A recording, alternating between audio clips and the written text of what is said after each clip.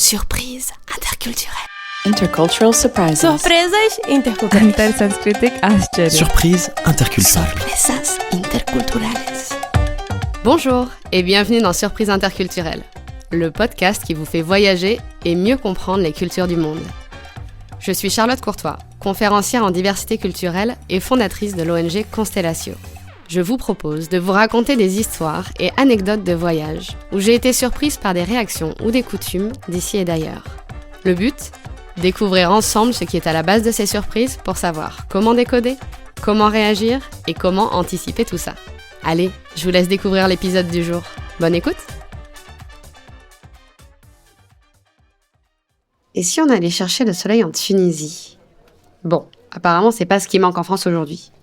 Allez, l'anecdote du jour se passe aussi bien au chaud, de l'autre côté de la Méditerranée, et parle d'amalgame culturel et religieux et de superstition. Je vais vous raconter les nombreuses fois où on m'a demandé si j'étais musulmane sur la base d'un tout petit détail. Un bijou. J'ai découvert la Tunisie comme on rencontre son âme sœur. C'était en 2006. Maintenant que j'y pense, c'était même exactement il y a 20 ans, parce que c'était en avril 2006. Voyage en famille, mes parents, qui ont habité là-bas dans les années 80, décident de nous faire découvrir leur coup de cœur à mon frère, mes sœurs et moi. On se retrouve sur place et là, il se passe quelque chose de très particulier. Quelque chose que, malgré tous mes voyages, je n'ai ressenti nulle part ailleurs. Je rentrais à la maison. Pas parce que j'ai des origines tunisiennes, j'en ai pas. Pas parce que j'y avais vécu, c'était pas encore le cas à l'époque. Non, juste, j'ai senti que j'étais chez moi. Bref, me voici donc en Tunisie, émerveillée par la gentillesse et la générosité des Tunisiens et des Tunisiennes, par les briques à l'œuf, avec des capres, miam, par les jus de fraises frais, par l'architecture et la musique, par les tapis et les bijoux. J'ai eu un coup de foudre. Tiens, les bijoux, parlons-en des bijoux. Parce que oui, comme je vous le disais, c'est le sujet central de notre anecdote du jour, de notre surprise interculturelle. Et vous le verrez, elle est particulièrement interculturelle, celle-ci. Quand mes parents habitaient en Tunisie, ils ont eu le temps de collecter plein d'adresses pépites, évidemment, notamment dans les souks. Je vous en avais parlé dans un autre épisode des souks, justement, et du sport national qui est le marchandage. Je vous glisse le lien de l'épisode en description si vous n'avez pas encore écouté. Parmi les bonnes adresses de mes parents, au cœur de la Médina de Tunis, il y a une toute petite bijouterie absolument magique. C'est la caverne d'Ali Baba, vraiment. Ça c'est pareil, je vous mets l'adresse en description, parce que si vous allez à Tunis, et que vous aimez les gens, et que vous aimez les bijoux, il ne faut absolument pas louper ça. Imaginez rentrer dans cette petite boutique, qui est donc là depuis plus de 40 ans, et je me rends compte, en vous disant ça, que j'ai jamais demandé depuis quand ça existait exactement, tiens, il faudrait y remédier. Et c'est le souk, justement. Il y en a dans tous les sens. L'élément central de l'échoppe est un énorme meuble en bois avec plein de tiroirs. Et chaque tiroir contient des trésors différents.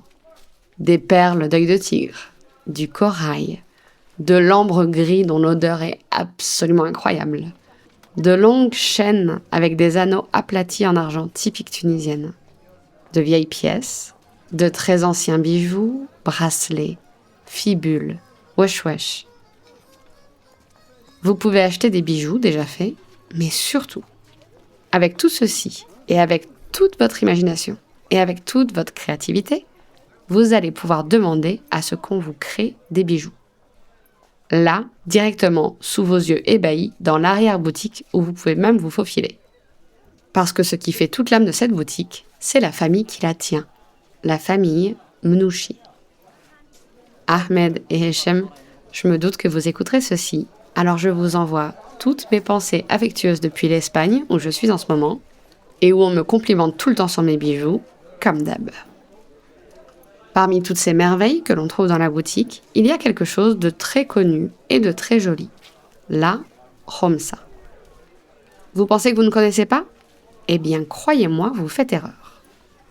Parce que la Khomsa, elle est aussi connue sous un autre nom, la main de Fatma. Ah, vous voyez que vous connaissez finalement.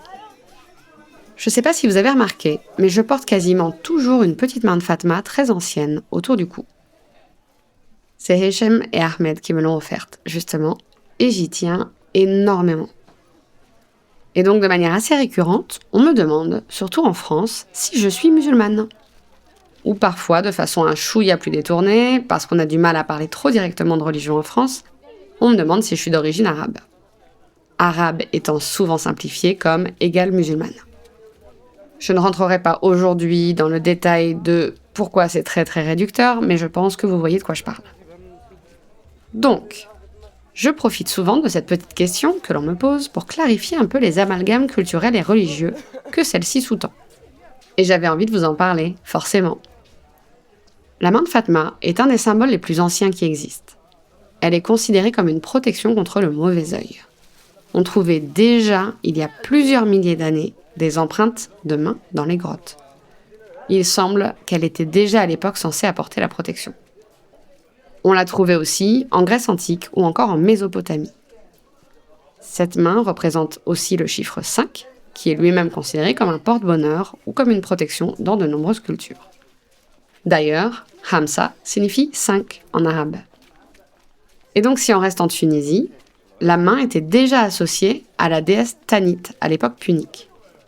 Pour vous donner une idée un peu plus précise, la civilisation carthaginoise, donc punique, a été fondée en 814 avant Jésus-Christ, donc bien longtemps avant l'islam. La plupart des gens pensent que la main de Fatma est un symbole musulman, alors qu'en réalité, non. Enfin si, mais non, c'est plus compliqué que ça. La main de Fatma, elle peut représenter les 5 piliers de l'islam pour certains musulmans. Mais d'autres la considèrent uniquement comme une superstition, et apparemment, selon les courants de l'islam, ça peut même être vu négativement, parce que ça entrerait en conflit avec l'idée que seul Dieu peut protéger les croyants. Elle peut représenter aussi les 5 livres de la Torah chez les Juifs, puisqu'elle existe aussi chez les Juifs, où elle est appelée main de Myriam par certains. Et, même si c'est moins courant, elle existe aussi chez certains chrétiens, et elle est même parfois appelée la main de Marie. Et moi, dans tout ça, vous allez me dire, pourquoi je la porte ? Je ne suis pas particulièrement superstitieuse, mais j'aime bien la voir sur moi. Déjà, elle est jolie. Et puis, ça me rappelle la Tunisie. Ça me rappelle mes aventures folles autour du monde. Ça me rappelle aussi mon deuxième prénom arabe, Alia, la grande, la haute, qui est pour moi un peu comme une injonction à faire des grandes choses. Alors pourquoi je voulais vous raconter tout ça ? Pour 2 raisons. La première, c'est que dans le monde passionnant de l'interculturel, il existe de nombreux amalgames. Et que, pour éviter les raccourcis hâtifs, c'est quand même beaucoup mieux de poser des questions plutôt que d'essayer de deviner ce qu'il y a dans la tête des gens. Et évidemment, de poser les questions avec tact et diplomatie. La deuxième, c'est pour vous dire, vous rappeler, insister sur le fait que nous avons tellement plus de points communs que ce que nous imaginons le plus souvent. Et je crois que nous avons bien besoin de ce message d'espoir, en ce moment plus que jamais. Je vous quitte avec une note musicale. Si vous voulez faire un petit voyage dans la merveilleuse diversité de notre monde, vous trouverez en description de cet épisode le lien vers le morceau Khomsa, justement, qui a été composé dans le cadre du projet Lyra de mon ONG, Constellatio, par des musiciens tunisiens, bretons et indiens que j'embrasse fort. Prenez soin de vous, prenez soin de notre humanité commune. Nous en avons tant besoin. Allez, à la semaine prochaine.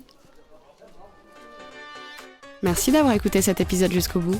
Si vous avez envie de soutenir mon travail 100% bénévole, je vous invite à partager un épisode avec vos proches ou vos collègues. Ça fait vraiment toute la différence. À mardi prochain pour un nouvel épisode de Surprise interculturelle.